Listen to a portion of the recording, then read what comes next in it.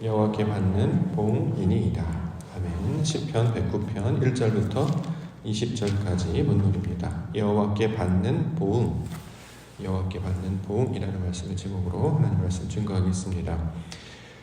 오늘 109편 만나는데요. 역시 파란색으로 제목이 붙어 있습니다. 시편의 파란색 제목은 다른 성경의 본문 제목과 달리 본문 안에 포함되어 있는 구절이 되기 때문에 제목부터 해석한다라고 말씀을 드렸습니다. 이 제목을 해석하는 이유는 전체적인 내용의 방향, 또 어떤 내용을 흘러갈지를 우리에게 안내하는 하나의 길잡이 역할을 하기 때문입니다. 자, 109편 제목을 보면 다윗의 시, 인도자를 따라 부르는 노래라고 되어 있습니다. 이전에도 한번 살펴본 적이 있었죠. 다윗의 시. 자, 다윗이라는 인물을 통해서 이 내용이 어떤 것인지를 우리가 파악해야 하는 것인데, 시편은 이 시편을 기록한 저자가 다윗이다라는 것만을 제공하는 것이 아니라 다윗이라는 인물을 통해서 하나님의 마음에 맞는 일, 하나님의 마음과 합한 것이 어떤 일인지를 이 다윗이라는 글로 우리 가운데 설명하고 있는 내용이었습니다. 즉 하나님의 마음과 나의 마음이 같아지는 것, 이것을 다윗이라고 이야기한다고 했죠. 다비드, 아버지 하나님의 뜻과 나의 뜻이 같아지는 것. 하나님께서 하늘문을 여셨던 이 다라고 하는 단어가 그대로 나에게 열리면 이걸 드라고 우리 가운데 열리게 되는, 그래서 다비드 이렇게 발음을 하고, 실제로 인물 다윗을 통해서 그것을 의노하여서 설명하기도 합니다. 자, 이처럼 자기가 원래 가지고 있었던 생각에서 벗어나 하나님께서 가르쳐 주시고 열어주신 그 가르침을 따라 사는 자의 모습, 이것이 이제 다윗이라는 내용이 될 것입니다. 그 다음에 나오는 단어 인도자를 따라 부르는 노래, 이렇게 되어 있는데요. 자, 인도자를 따라 부르는 노래, 이게 이제 요한계시록에는 이기는 자는 이라고 번역이 되어 있었죠. 그래서 하나님께서 이기는 자가 되게 하시는 것. 여기서 말하는 이기는 자는 우리의 마음 가운데 찾아오신 하나님께서 말씀으로 우리를 이기는 자가 되게 하시는 거죠. 야곱이 이스라엘이 되게 하시는 것처럼 우리 성질을 변하여서 하나님의 말씀으로 말미암아 성령이 교회들에게 하신 말씀으로 그 말씀을 듣는 자가 되는 것. 자, 이것을 이기는 자는 이라는 말씀으로 요한계시록에 번역을 했고, 시편에서는 인도자를 따라 부르는 노래, 다른 시편에서는 영장으로 이라는 말로 번역하기도 했습니다. 자, 그러면 109편에 흘러가는 방향은 말씀의 사람이 되는 과정을 설명하고 있는 내용이다. 또는 하나님의 사람으로 변화되는 일, 옛사람에게서 새로운 사람으로 변화되는 이야기다 라는 것을 그 방향성으로 우리가 먼저 이해하고 내용들을 살펴볼 수 있게 되는 것입니다. 자, 그렇게 되지 아니하면 오늘 같은 본문을 만나게 되면 옳았구나, 내가 이 기도의 내용이 나오기 때문에 나를 괴롭히는 모든 이들 이렇게 되기를 원합니다, 이제 이렇게 기도문으로 이제 인용할 가능성이 높다는 거죠. 본문의 내용을 보면 대적들에 관한 이야기를 하고 있고, 자, 그 대적들을 혼내시는 이야기를 다루고 있기 때문에 하나님, 나를 괴롭히는 모든 이들 이와 같이 하나님 되게 해주시옵소서, 마치 저주하듯이 이 본문의 내용들을 인용할 가능성이 높아지기 때문입니다. 근데 본문의 내용은 다른 이들의 나를 괴롭히고 힘들게 하는 그것이 이방인이든 나의 대적들이든 그들을 혼내주십시오라고 하는 어떤 저주가 담긴 기도문이 아니라는 거죠. 자, 본문의 내용이 무엇입니까? 다윗의 모양으로 바뀌는 거예요. 인도자를 따라 부르는 노래의 사람으로 바뀌는 거죠. 결국 하나님과 나와의 관계에서 나의 옛사람의 모습에서 새로운 사람으로 변화되는 것입니다. 다른 사람을 어떻게 저주하거나 어떤 그들에게 대해서 대가를 갚아주거나 하나님 복수해 주십시오 이런 내용이 아니라, 내가 원래 하나님을 알지 못했던 이방인의 모습이었는데 나를 변화시키셔서 하나님의 백성으로 바꾸는 이야기, 육신을 따랐던 나의 옛사람에게서 이제 말씀을 따르는 하나님의 사람으로 바꾸시는 이야기를 다루고 있는 것이 109장의 내용이다. 자, 그것을 우리가 방향성을 두고 살펴봐야 할 것입니다. 본문에 이제 결론 구절을 먼저 채택을 했는데요. 그것이 바로 20절에 나오는 단어입니다. 20절 먼저 보겠습니다. 20절, 이는 나의 대적들이 곧 내 영혼을 대적하여 악담하는 자들이 여호와께 받는 보응이니이다. 자, 대적하는 자, 여기서 말하는 나의 대적은 다른 사람을 가리키는 말이 아니고 나의 옛사람을 가리키는 말입니다. 다시 말해 하나님의 뜻에 따르지 아니하고 대적하는 상태, 자, 이방인의 상태, 어둠의 상태, 죄인의 상태가 나의 옛사람이라는 거죠. 하나님께서 기뻐하시지 않는 모습이었다는 거예요. 자, 그러한 모습을 바꿔내셔서 하나님의 사랑으로 바꿔내십니다. 이것을 가리켜서 뭐라고 그러냐? 여호와의 보응, 이렇게 얘기한다는 거죠. 여기서 말하는 보응은 복수의 개념이 아니고 보복한다는 개념이 아니고 하나님께서 역사하셔서 우리를 하나님의 사람으로 만드시는 이야기를 다루고 있는 것입니다. 우리가 육신에 속해 있기 때문에 본성에 이끌릴 수밖에 없고 정욕에 이끌릴 수밖에 없고 나의 옛 관습에 이끌릴 수밖에 없는 것이에요. 그런데 이것을 하나님께서 다스려 주셔서 우리를 새로운 사람으로, 새로운 피조물로 바꾸어 주신다는 거죠. 그래서 하나님이 하시는 일이라는 뜻을 가지고 있는 말이 지금 여호와께서 하시는 보응이다, 이렇게 이야기하고 있습니다. 그렇지 않으면 본문의 내용을 다른 사람을 위한 기도문으로 사용하지 않고 저주의 내용으로 사용할 가능성이 높기 때문에 결코 우리에게 하나님께서 그런 것들을 요구하지 않으신다. 자, 그 방향성을 우리가 이해하고 본문들을 살펴봐야 할 것입니다. 그렇기 때문에 본문의 내용도 해석할 때 조금 주의를 기울여서 이해하고 온전히 이게 바라볼 수 있어야 되는데요. 어떤 내용이냐면 본문의 내용을 쭉 읽어가시면 하나님 이런 사람들 혼내주세요, 이런 이제 모양처럼 들려요.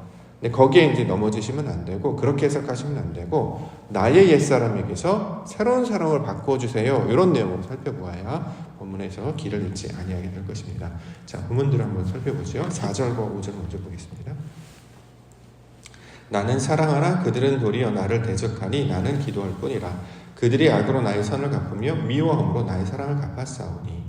자, 번역된 구절은 그대로 읽게 되면 이 사람이 대적자가 있었구나, 나를 괴롭히는 사람이 있었구나, 그러니 나는 정당한데 그들은 악하고 나는 선하니 하나님 복수해 주세요, 이렇게 이제 들린다는 말이죠.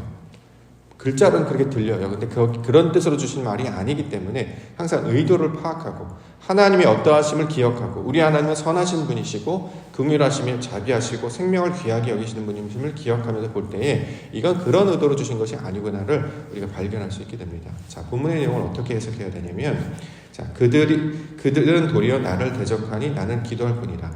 대적하는 자가 누굽니까? 상대가 아니고요, 나의 옛 사람을 가리키고 있는 말이에요.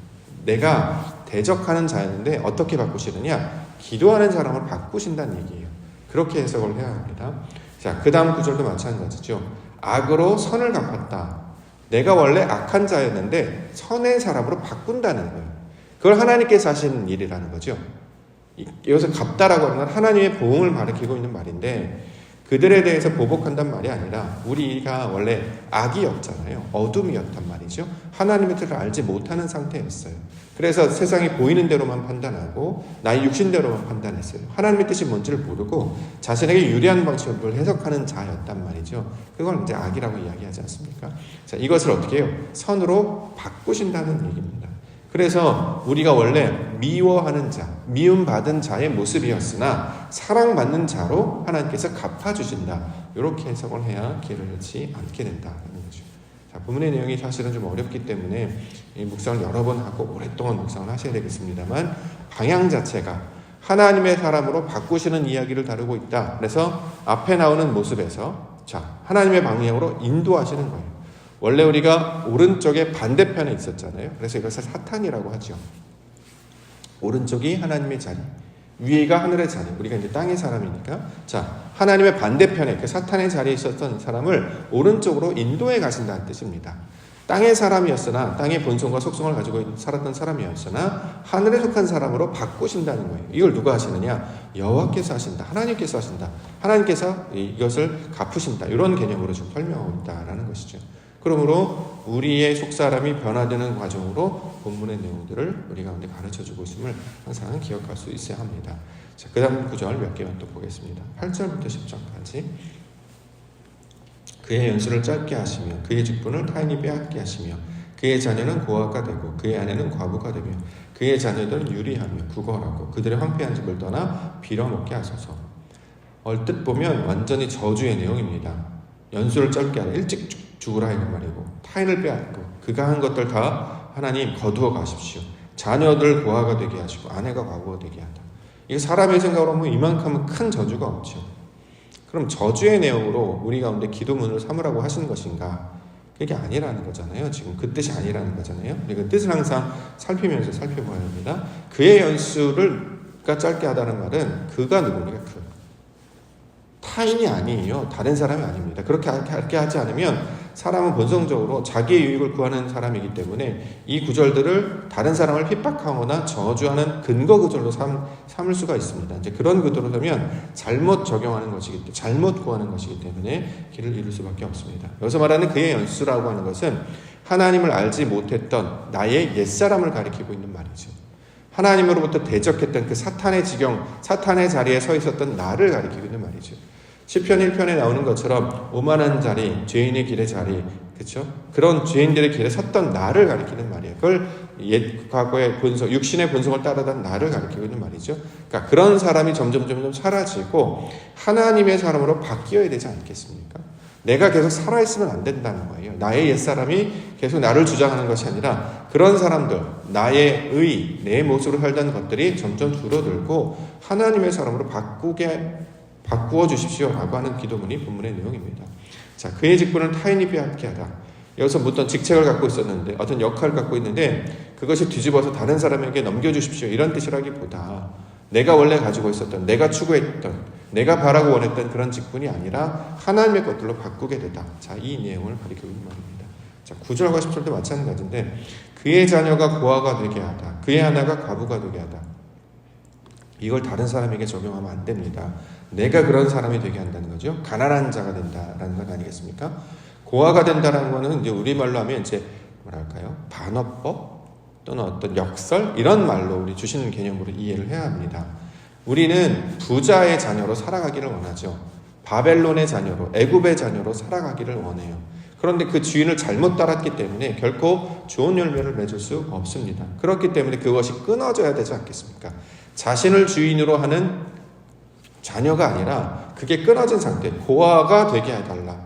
그 세상을 따랐던, 자신의 육신을 따랐던 그런 고아나 과부의 상태에서 떠나가게 해달라. 여기서 보면 이제 구걸하고 유리하고 한마디로 이제 가난하게 해달라 이런 말씀인데 하나님을 만나게 되면 내 것이 무익한 것을 깨닫고 그것을 끊어내고 하나님의 사람으로 바뀌어져야 합니다. 그러므로 심령이 가난한 자가 되게 하여 주시옵소서라는 구절이 이 본문의 내용입니다. 그래야 마태복음에 예수님께서 가르쳐 주셨던 산상추훈처럼 심령이 가난한 자는 복이 있나니 천국이 저의 것입니다 라를 겪을 수 있기 때문이죠. 나의 머리였던 것들을 끊어내지 아니하면, 나의 주인 되었던 그것을 끊어내지 아니하면 우리는 평생 그것의 노예가 되어서 살 수밖에 없습니다. 자, 결국 육신을 따르는 자의 모습이다라는 거죠. 우리가 인생을 살면서, 신앙생활을 하면서 잘 바뀌지 않는 것이 대표적으로 습관이지 않습니까? 습관 웬만하면 잘 안 바뀝니다. 왜냐하면 육신을 따르는 본성이 되기 때문이죠. 그걸 어떻게 해야 끊어낼 수 있습니까? 그냥 내버려두면 절대 안 바뀌어요. 머리를 바꿔야 되는 거죠. 주인을 바꿔야 됩니다. 하나님으로, 말씀으로, 진리로 바꾸지 않으면 결코 우리 안에 어떤 변화도 나타나지 않게 된다는 거죠. 근데 하나님을 만나고 났더니, 참된 주인을 만나고 났더니 내가 원래 섬겼던 그 주인이 잘못된 것임을 깨달아 알게 되는 거예요. 그러면 나는 거기서부터 끊어져야 되죠. 고아가 돼야 되고 남편의 잃은 자가 돼야 되지 않겠습니까? 왜냐하면 우리는 잘못 가고 있었기 때문에, 음란한 자의 모습으로 가고 있었기 때문에 하나님을 제대로 만나야 되기 때문에 바로 그 내용들을 가리키고 있는 말입니다. 자, 이렇게 고백하는 것을 성경에서는 뭐라고 하느냐? 저주 이렇게 이야기합니다. 19절. 저주가 그에게는 입는 옷 같고 항상 띠는 띠와 같게 하소서. 이 저주에 대한 개념을 어저께 수요예배 때 단어가 나왔기 때문에 살펴봤어요. 하나님을 저주하는 자는 죄를 담당하게 되리라. 하나님의 여호와 이름을 모독하는 자는 하나님께 징벌을 받게 되리라. 죽임을 당하게 되리라. 이런 구절이었는데 이걸 어떻게 해석해야 되느냐? 하나님을 저주하는 것이 아니고 하나님 앞에서 내가 저주된 상태로 발견되는 것을 가리키는 말로 이해한다는 것입니다. 저주라는 것이 하찮게 되다, 보잘것없게 되다, 시시하게 되다 이런 뜻을 가지고 있어요. 하나님은 그 성질이 변하지 않죠. 내가 그런 모양으로 발견되는 것을 가리키고 있는 말입니다. 실제로 성경에서 말하는 저주도 어떤 개념이냐면 하나님이 우리 가운데 빛의 역사를 나타내시기 때문에 발견된 자아를 가리키고 있는 말이에요. 내가 저주된 사람으로 발견되었다 이런 뜻이다라는 거죠. 그렇기 때문에 시편의 기자는 항상 입는 옷 같고 항상 띠는 띠와 같게 하소서. 내가 부자인 줄 알았는데 내가 별 볼 일 없는 사람이었군요. 내가 능력 있는 사람인 줄 알았는데 하나도 능력이 없는 사람이었군요. 괜찮은 사람, 서 있는 자 있는 줄도 알았는데 아무것도 이루지 못한 자였군요. 한마디로 심령이 가난한 자, 애통하는 자를 발견하게 되는 것을 가리키고 있는 말입니다. 하나님을 만나고 났을 때, 자, 이런 현상들이 우리 가운데 나타나게 된다는 거죠. 그래서 이것을 성경에서는 복이라고 이야기하는 것입니다. 왜냐하면 아버지 하나님의 역사가 나타난 증거이기 때문이죠. 빛을 경험한 자의 증거가 나타나야 이것들을 깨달을 수 있다는 거예요. 이것이 나타나지 않으면, 하나님께서 만지시지 않으면 우리는 문제를 발견할 수 없고, 문제를 발견할 수 없으면 돌이킬 수가 없게 되는 것입니다. 자, 그런데 오늘 본문에서는 이렇게 하나님이 하시는 일을 발견케 하심으로 우리가 얼만큼 무익한 자인지, 우리가 얼만큼 보잘것없는 자인지를 발견케 하신다. 그래서 내가 이 옛날의 모습을 보게 되고 직시하게 돼서 여기로부터 바꾸어서 하나님께로 나아가는 자로 알게 된다. 자, 이것을 가리키고 있는 말입니다.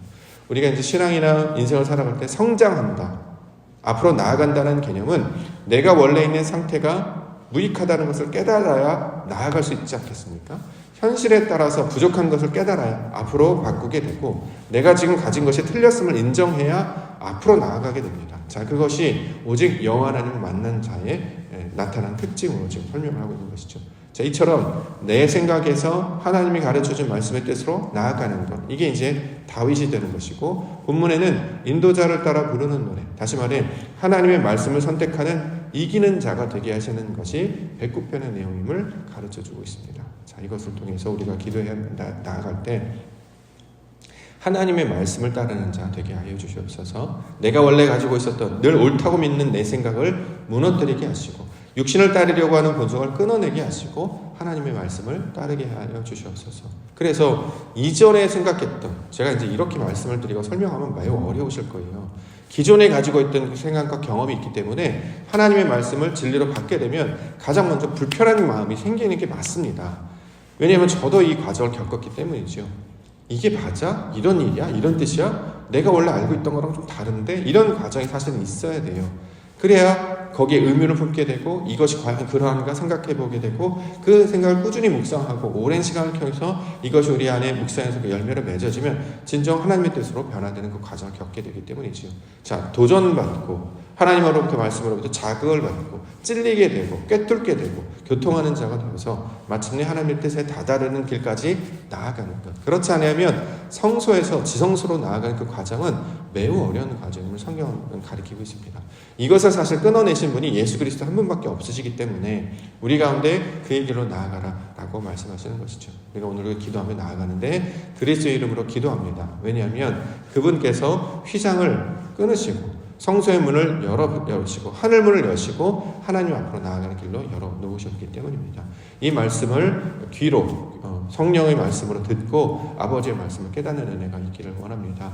요한계시록처럼 귀 있는 자는 성령이 교회들에게 하신 말씀을 듣는 은혜가 있기를 원하고, 그렇게 해서 여호와께 받는 보응, 성경에 나오는 이 단어를 사람들이 가지고 있는 관습이나 습관대로 이해하지 아니하고 하나님께서 의도하신 그 뜻대로 깨달음으로 말미암아 우리의 생각과 우리 행동과 우리 관념이 변화되는, 그렇게 하나님이 기뻐하실 뜻대로 체험해 나아가는 은혜가 있기를 원합니다.